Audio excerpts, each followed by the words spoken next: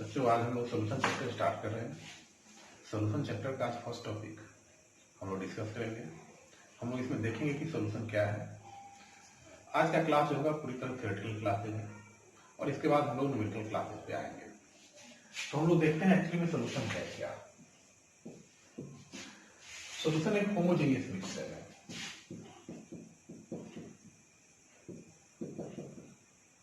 The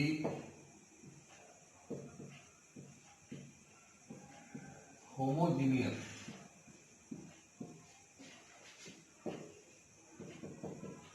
mixture of two or more than two substances is called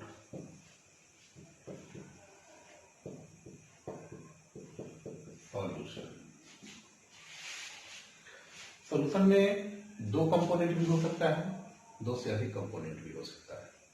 वैसा solution जो दो component से मिलकर बनता है, वैसे सॉल्यूशन को हम लोग बाइनरी सॉल्यूशन कहते हैं। इस टर्म को हम लोग को समझना है, binary solution.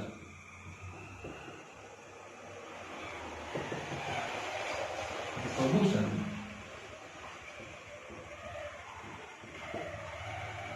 which is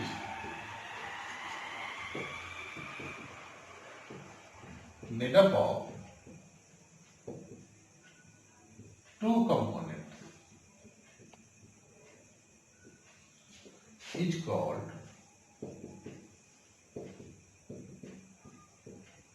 binary solution.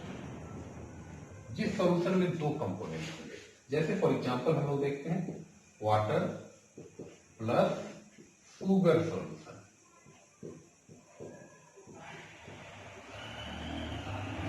Water plus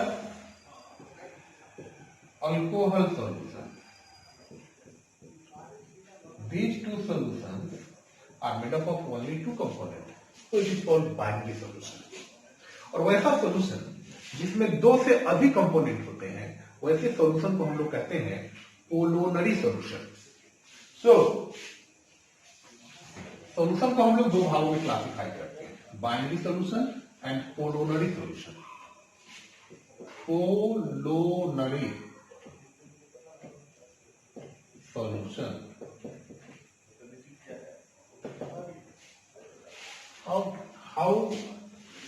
how can it be defined? The solution which is made up of more than two components. The solution which is made up of more than two components is called polynary solution.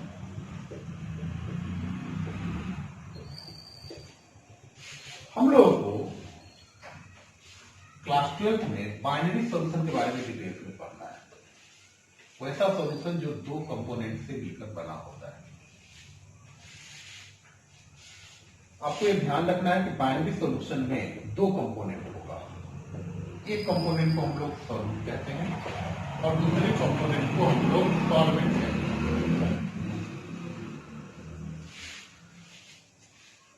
Solution का वह component जो lesser amount में होता है, ये solution में lesser amount में होते हैं, और सॉल्यूशन का वह कंपोनेंट जो एक्सेस अमाउंट में होते हैं, उसको हम लोग सॉल्वेंट कहते हैं। हम लोग इसको डिफाइन कर सकते हैं। सॉल्यूट क्या है? The component of solution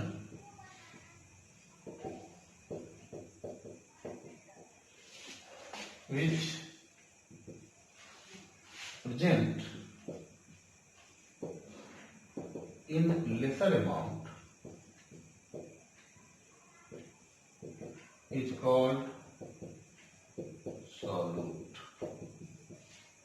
and the component of solution which present in excess amount is called solvent.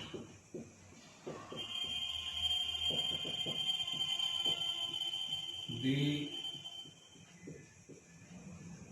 component of solution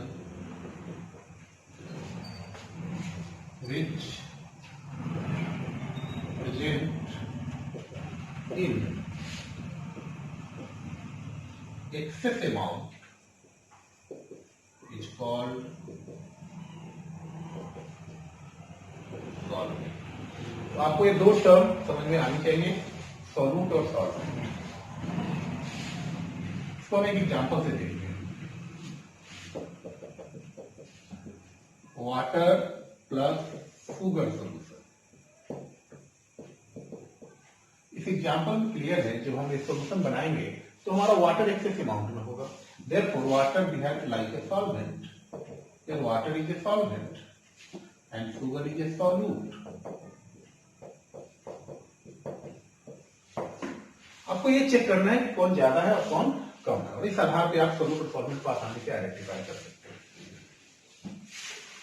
ये तो कुछ ऐसी बातें हुई जो आप 9-10 से पढ़ते आ रहे हैं। हम लोग यहाँ डिटेल्स में पढ़ेंगे सॉल्यूशन के कंसंट्रेशन को कैसे एक्सप्रेस किया जाता है, how we can express the concentration of solution. So our new topic is expression of concentration of solution.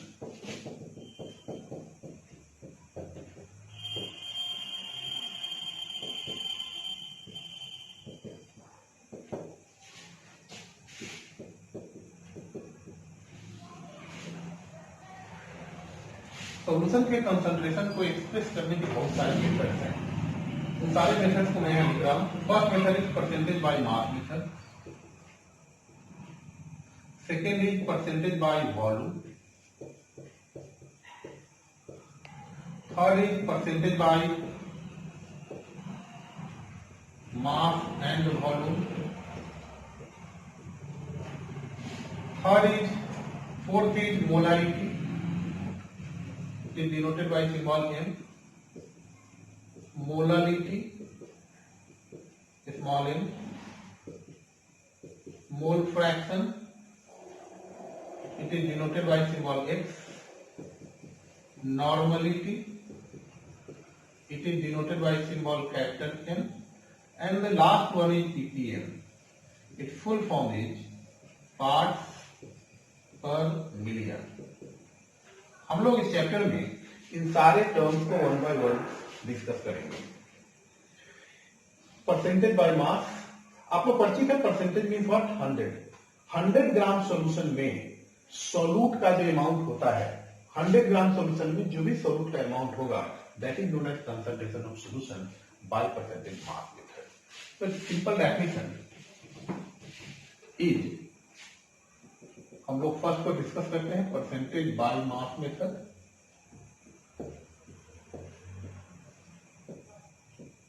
से हम लोग कैसे निकालेंगे, इसको हम लोग पहले डिफाइन कर लेते हैं। The amount of solute present in 100 gram of solution. क्या निकालने का क्या फॉर्मूला होगा, concentration of solution is equal to amount of solute को अगर हम WB से रिप्रेजेंट करें, amount of solution को WA plus WB से रिप्रेजेंट करें into 100. This is the formula by which you can calculate the concentration of solution by percentage mass method. बच्चों यहाँ WB to represent amount of solute and WA represent amount of solvent, और दोनों को अगर हम add कर देंगे तो हमारा निकल जाएगा अमाउंट ऑफ सॉल्यूशन। तो इस फॉर्मूला से आप सॉल्यूशन के कंसंट्रेशन को आसानी से निकाल सकते हैं। Second method is percentage by volume method.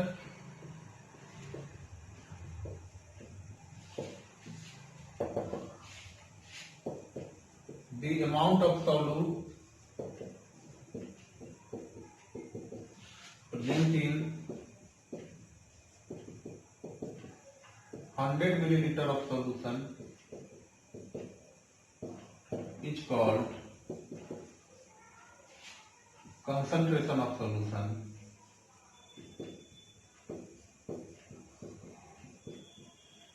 by percentage volume method.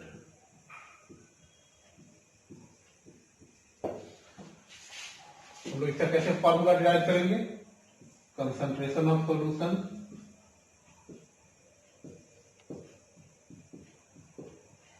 Is equal to amount of solute, या हम लोग को सॉल्यूट का अमाउंट लेना है मिलीलीटर में, upon amount of solution into 100। यहां भी ये अमाउंट ऑफ सॉल्यूट को रिप्रेजेंट कर रहा है, ये अमाउंट ऑफ सॉल्यूशन को रिप्रेजेंट कर रहा है, लेकिन यहाँ अमाउंट हम लोग को लेना है ग्राम में। यहाँ दोनों का अमाउंट ग्राम में होगा। यहाँ हम लोग अमाउंट को किस में ले रहे हैं? मिलीलीटर में, इन मिलीलीटर। तो इस तरह से हम लोग सॉल्यूशन के कंसंट्रेशन को percentage by mass and percentage by volume method से आसानी से निकाल सकते हैं। Similarly third one is percentage by mass and volume method.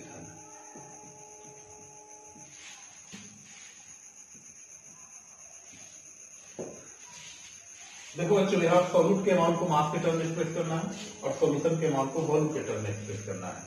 तो हम लोग इसको ऐसे डिफाइन करेंगे, द अमाउंट ऑफ सॉल्यूट, यहाँ सॉल्यूट का अमाउंट ग्राम में लेंगे, present in 100 ml of solution is called concentration of solution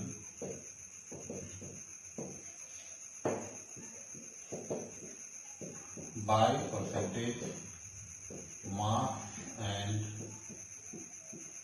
volume method।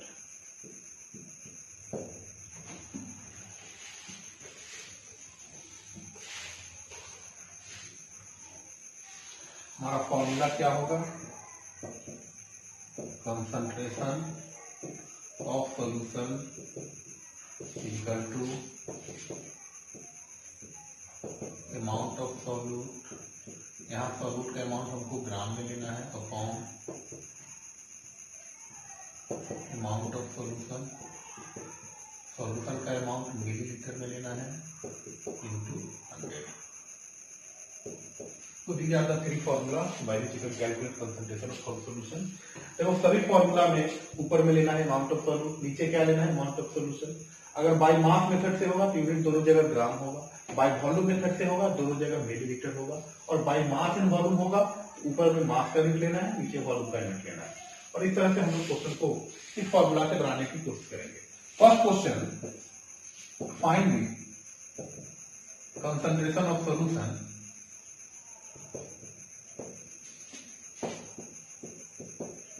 if 50 gram of NaOH present in 500 milliliter of solution। इस क्वेश्चन को हम लोग किस मेथड से बनाएंगे? देखो बच्चों, यहाँ पर सॉल्यूट का अमाउंट ग्राम में दिया हुआ है, सॉल्यूशन का अमाउंट मिलीलीटर में दिया हुआ है। देयरफॉर हम लोग किस मेथड का यूज करेंगे? Percentage by mass and volume method. यहाँ एक मास का यूनिट है, एक वॉल्यूम मेथड का है, वॉल्यूम का यूनिट है। तो हमारा कंसंट्रेशन कैसे निकलेगा? कंसंट्रेशन ऑफ सॉल्यूशन क्या फॉर्मूला कहता है? अमाउंट ऑफ सॉल्यूट यहाँ 50 है, upon amount of solution 500 into 100। तो हम लोग इसको कैंसिल करेंगे तो ये 10% होगा। What is the meaning of 10%? It means that 10 gram of NaOH present in 100 millilitre of solution. Gram per millilitre इसका यूनिट आएगा। परसेंटेज मेथड से जो एक्सप्रेस करेंगे परसेंटेज बाई मास मेथड में, इसमें ध्यान रखना है कि सॉल्यूट का यूनिट ग्राम में लेना है और सॉल्यूशन का यूनिट मिलीलीटर में लेना है। तो इस तरह से हम लोग इस फॉर्मूला से रिलेटेड क्वेश्चन को बना सकते हैं।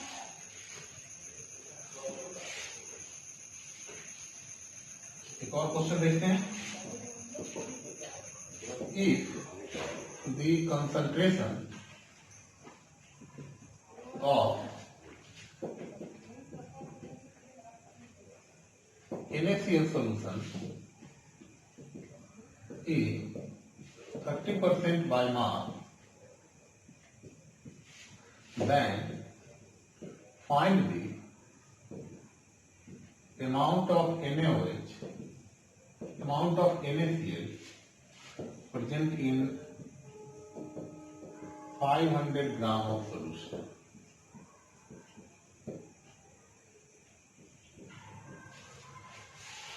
इस क्वेश्चन में बच्चों सॉल्यूशन का कंसंट्रेशन ऑलरेडी दे चुका है और कंसंट्रेशन किस मेथड से एक्सप्रेस किया गया है, परसेंटेज बाय मास मेथड से।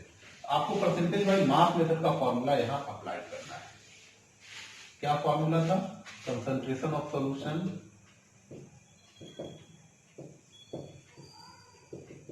Equal to amount of solute in gram upon amount of solution in gram into 100। यहाँ सॉल्यूशन का कंसंट्रेशन हमको पता है क्वेश्चन में, that is equal to 30%। Amount of solute आपको फाइंड आउट करना है। अमाउंट ऑफ सॉल्यूशन क्वेश्चन में दिया हुआ है, कितना ग्राम दिया हुआ है? 500 ग्राम into 100। Therefore, x is equal to 30 into 5 and that will be 150 gram. This is the answer. तो बच्चों इस तरह से हम लोग आसानी से सॉल्यूशन के कंसंट्रेशन को फाइंड आउट कर सकते हैं। आज मैंने आपको 3 मेथड बताया। इसको हम लोग फिजिकल यूनिट कहते हैं, फिजिकल मेथड कहते हैं। Percentage by mass, percentage by volume, percentage by mass and volume. These are the 3 physical methods by which you can express the concentration of solution. Similarly, कुछ chemical methods हैं, molarity, normality, mole fraction. These are the chemical methods और इसके द्वारा हम लोग solution के concentration को कैसे निकालते हैं अगले क्लास में डिस्कस करेंगे।